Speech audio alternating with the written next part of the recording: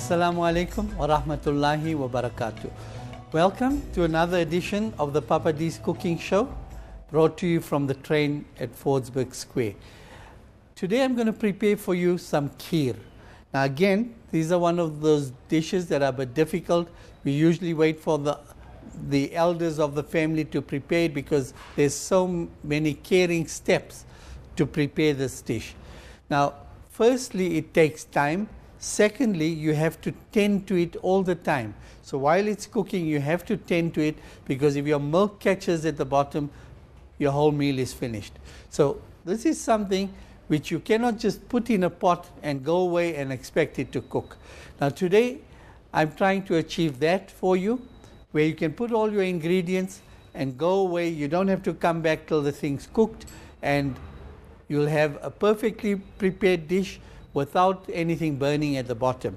However, you must remember this machine, once it finishes its cooking time, it has a keep warm facility, which obviously keeps it warm all the time. So if you do this dish, you must remember you're using some very thick ingredients. I'm not using sugar in this, so I'm using condensed milk.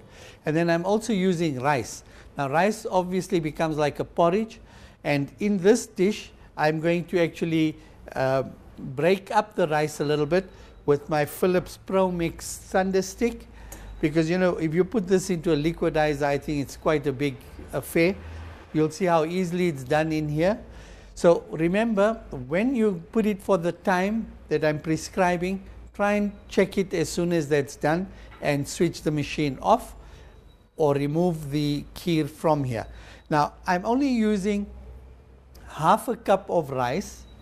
I'm using basmati rice. I've soaked it for about 15 or 20 minutes before I've started in some boiling water. The water already has cooled off, and I will remove that excess starch. And then I'm using, the canned cream you get. This is the canned cream. I prefer using this because it's preserved and it won't go off, and it also has a nice texture. And then I'm using 1 can of, it's about 380 milligrams of the condensed milk. I've got your ilachi powder, cardamom powder, some sliced almonds, and of course my sliced pistachio nuts. And I've got some cinnamon here. Another very important ingredient here is sago. I've used about 2 teaspoons here. I've just put it in here. 2 teaspoonfuls of it to about half a cup of rice. Of course, the last ingredient here I'm using is my milk, and once the meal is finished, I'm going to put in some rose water just for that final touch. So before we do anything else, let's just crush our rice a bit. I'm not going to break it up completely. I don't want it to be completely smooth as I did with my dals. I just want to break it up a little. So I'm just pulsing it. All of them don't have to be broken up.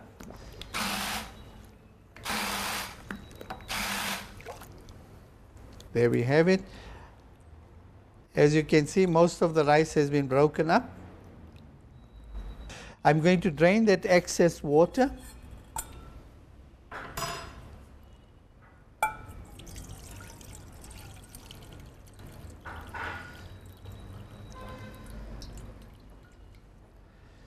As you can see now, my rice has been crushed.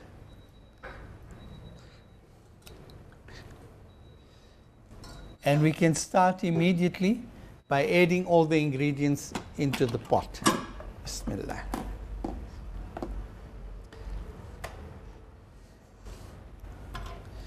Get all my rice in here.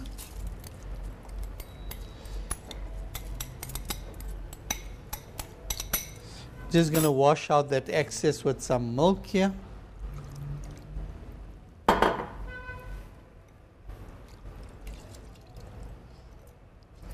That's done. Add in your sago. And then I'm going to put in my nuts. This is your choice, how much you want to put in. As you can see, I just put a few pinches of that in, and of course your almonds. You could also, once the dish is done, add the pistachio and almonds on top when you're presenting the dish. I like my kheer cold. So once this is cooked, I'm just going to take it out of this pot because this retains heat. I'll remove this from here. If you want to transfer it into another container, that's fine. And then I will leave it to cool. Once it's cooled, I'll then put it into the refrigerator and serve it chilled. Some people like the kheer hot, so perfectly you can serve it from out of here. I'm now going to add in my condensed milk. I'm not using any sugar in this one because there's enough sugar in the condensed milk. So this is going to be a nice, rich, flavory kheer because we've got all the right ingredients here. And to just add that bit of decadence, I'm going to add in the cream.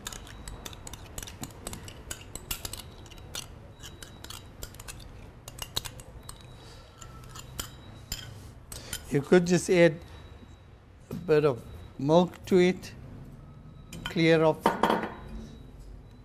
Unfortunately, with the condensed milk, you'd have to use a bit of hot water because that's quite sticky.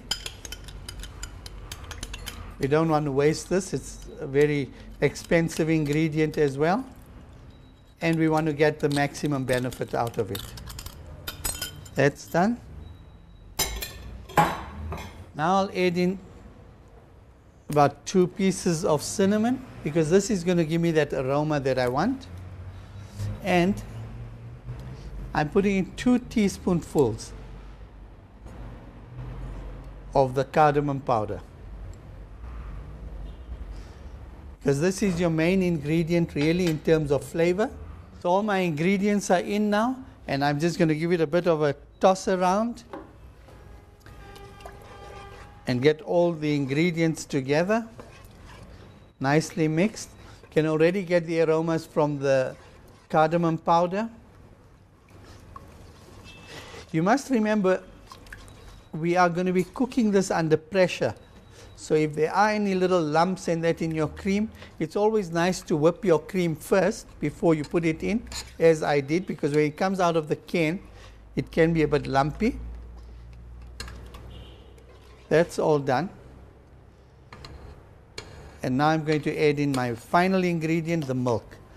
Now if you have a look at it here, I've reached about the 1 cup mark here, 2 cup mark here. In that I know that the rice is going to actually reach double its size. That will already take it to the 4 cup mark. But I don't want it to be completely thick, so I'm going to add more milk. I would normally for rice just add up to and bring it up to 4 cups, but I'm taking this up to 5 cups.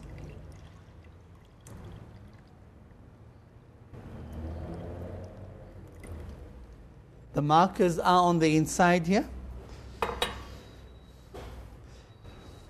Now, even at 5 cups, it would still be quite thick when I open the pot, but then I can decide what is the desired consistency that I want. And I can obviously add more milk in then. But at least at this point, with so much liquid in it, it shouldn't stick to the bottom. All right, there we are. I'm going to put my lid on, just switch on my machine, and I'm putting it at 12 minutes here. Let's take it to a little past the 12-minute mark, so we about between 14 and 15 minutes.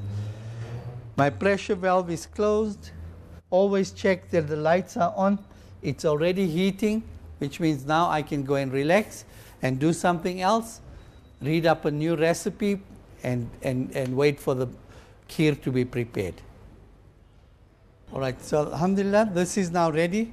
My pot is depressurized, and I'm ready to open, and let's see the results of the kheer.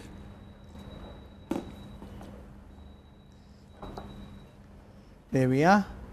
Nice thick consistency. Remember, you may find that there are lumps when you finish cooking or whatever, then you can always use your thunder stick and just break up the lumps. But this is just perfect as it is. If you like it thinner, this is when you can add a little more milk into it. What I will do now is just to finish it off, give it the final bit of flavor. I'm going to add in about 2 teaspoons of rose water. There we are, that's ready. Give it a stir around. It's just enhanced the flavors now, and the aroma is beautiful with the ilachi having cooked through, the cinnamon, and there we are, we're ready to serve. Bismillah.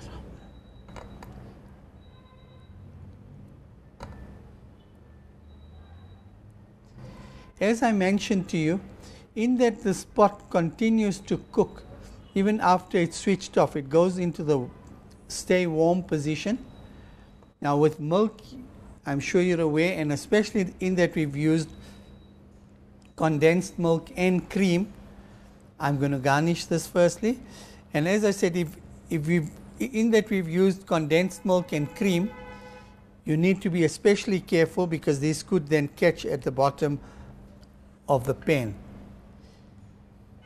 So there we have it, folks, your kheer in about 15 minutes. Just remember, don't use more than half a cup of rice at a time. You rather cook it twice if you have to, if you need a bigger volume. But I just want to save you the despair when you have the milk coming out of here because you've overfilled it. So half a cup of rice, and of course the 2 spoons of sago that have both already been kept in warm water and have been loosened up. They've already absorbed the water, and that is the result. So from us at Papa D's at the Train, Assalamu alaikum wa rahmatullahi wa barakatuh.